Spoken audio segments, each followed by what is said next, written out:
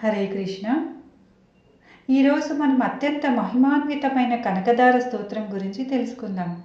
ఆర్థిక సమస్యలు, కష్టాలు మిమ్మల్ని వెంటాడుతున్నాయా? అయితే ఈ స్తోత్రం వాటిని ఎలా తొలగిస్తుందో తెలుసుకుందాం.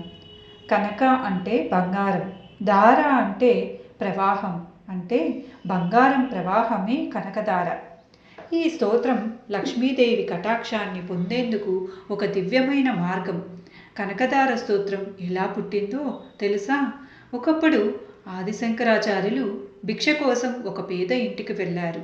అక్కడ ఆకలితో ఉన్న వారికి ఇవ్వడానికి ఆ ఇంటి యజమానురాలి దగ్గర ఒక ఎండు ఉసిరికాయ తప్ప ఏమీ లేదు.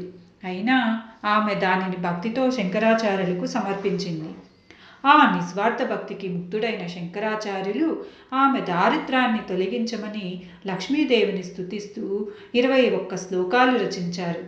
ఆయన స్తోత్రం పూర్తవ్వగానే ఆ ఇంట్లో బంగారు ఉసిరికాయలు సంపద వర్షంలా కురిసిందని పురాణాలు చెబుతున్నాయి. ఆ విధంగా ఆ తల్లి భక్తి, శంకరాచార్యుల కృప వల్ల ఈ కనకదార స్తోత్రం మనకు లభించింది. మరి కనకదార స్తోత్రం జపించడం వల్ల ఏ ప్రయోజనాలు కలుగుతాయి ఇప్పుడు చూద్దాం.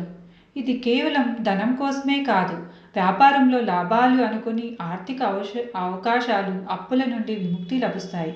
ధనంతో పాటు ధాన్యం, సంతానం, పేరు ప్రఖ్యాతులు కూడా పెరుగుతాయి. ఆర్థిక సమస్యల వల్ల కలిగే ఆందోళన, ఒత్తిడి తగ్గి మనసుకు ప్రశాంతత లభిస్తుంది.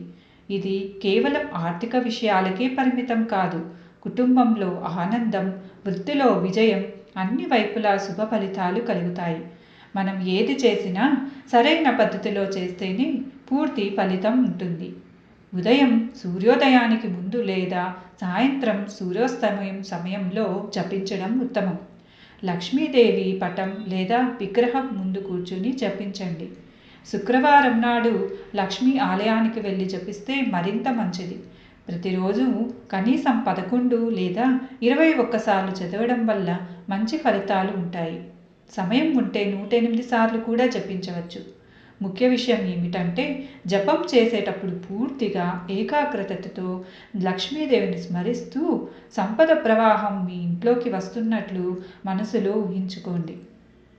చరిత్రలోనే కాదు, మన చుట్టూ ఉన్న చాలామంది దీని మహిమను అనుభవించారు.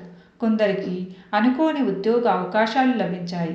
వ్యాపారాలు నష్టాల నుంచి లాభాల బాట పట్టాయి. కొందరి ఇంట్లో వివాహాలు, శుభకార్యాలు జరగడంలో ఉన్న ఆటంకాలు తొలగిపోయాయి. ఆర్థిక సమస్యలతో సతమతం అవుతున్న వారు